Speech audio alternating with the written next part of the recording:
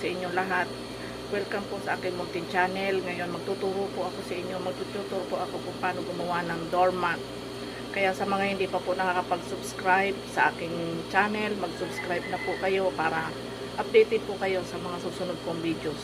Para maituro ko din po sa inyo sa susunod yung mga iba pang gagawin. Ngayon, tuturo ko po muna sa inyo kung paano po gumawa, tumahi, at finished product po. Yun muna ang ituturo ko sa inyo. Kaya sa mga hindi pa po nakakapag-subscribe dyan, mag-subscribe na po kayo. Shout out na po pala kay Ate Milet. Kasi tinutulungan din niya ako na medyo lumaki yung aking bahay. Maraming salamat sa iyo, Ate Milet. Okay, start na po tayo. Let's go! Ayan po, magandang tanghali po sa inyo lahat. Ngayon po, share po ako sa inyo, tuturo ko kayo kung paano gumawa ng doormat kasi yun po ang hanap buhay namin.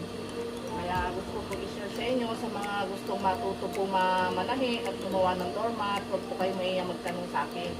Ngayon mga kailangan po tayo ng ganito. Ito po yung ilalim. At ito po yung ginagamit namin kasi ito po ang gusto ni SM. At syempre po ganito yung magbabaw.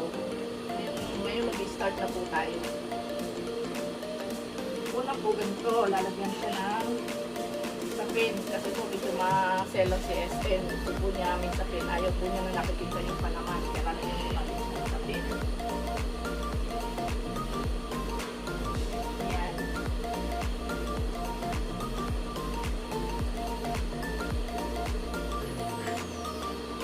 Ayan, sa mga gusto pong matuto, panoorin niyo po para sa inyo po itong video na to.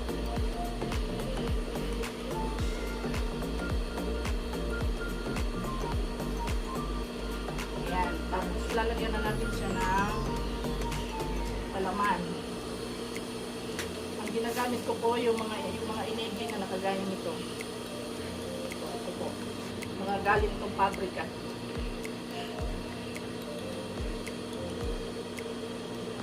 Ganyan. Kailangan i-check nyo pong mabuti. Baka may bomba, may bato. Patay ang makina.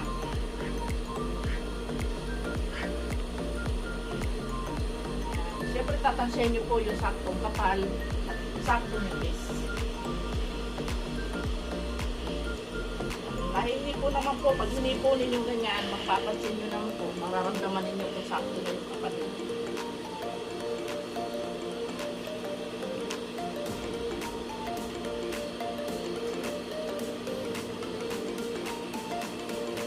Yan.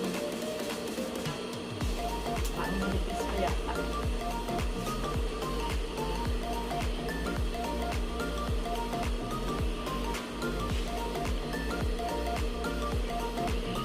Bagal pulog magsalansan.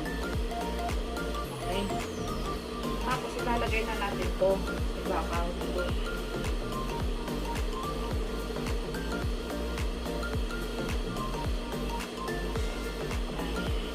Tapos tutupin muna natin siya para pag pinasadahan, hindi siya matapon. Ayan, ngayon tatahiin na natin. Okay, let's go.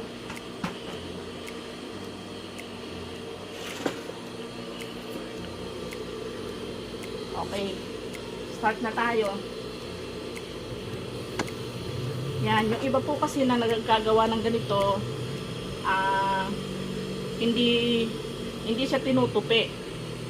Hindi po siya tinutupi na ganito. Ano po kasi para medyo tipid na, ipinapasok ko na to pagka yung tatahiin ko na, ipinapasok ko na siya ganyan. Anak, tutok mo yung ano rito. Para makita nila yung ano. Sa tinatahi ko. Yan. Ayan, ganyan po ginagawa sa pinapasok ko na siya. Yung iba po kasi hindi ito tinutupi. Pinapasadahan lang ng diretsong ganyan. Tapos ginugupit. Eh, napakaraming trabaho pa. Kaya ako ganyan na lang po ginagawa ko.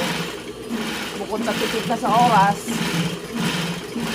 minus pagod pa. Yan, kaya sa mga gusto po matutong gumawa ng doormat, huwag po kayo mahihiya magtanong sa akin. Pasensya na nga po pala kayo sa boses ko dahil dito pa galing sa trangkaso.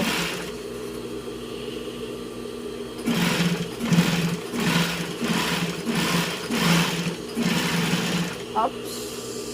Wait lang. Nawala ng bala. Yan, ito nga po pala yung pang ilalim natin.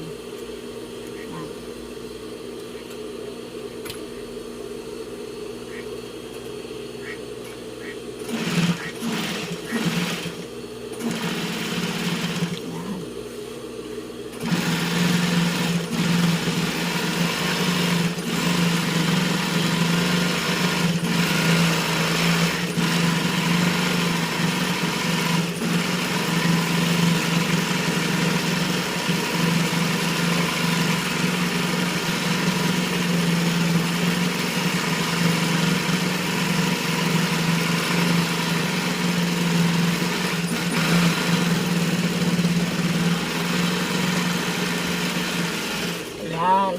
Ayan. Ngayon po, yari na siya. Ayan, ganyan na siya. Ngayon, kakabitan naman din natin siya ng piping.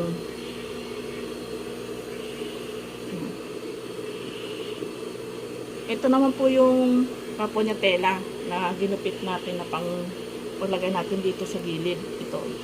Yan po, yan. Yan, ito po naman, ganito naman po ang pagkabit nito.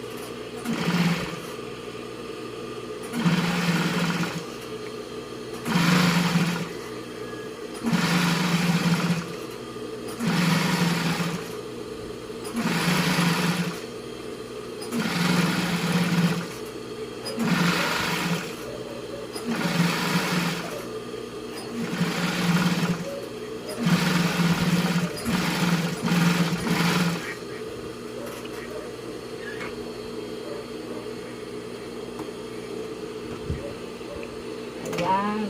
Ngayon po tapos na siya. Ayan na ngayon siya.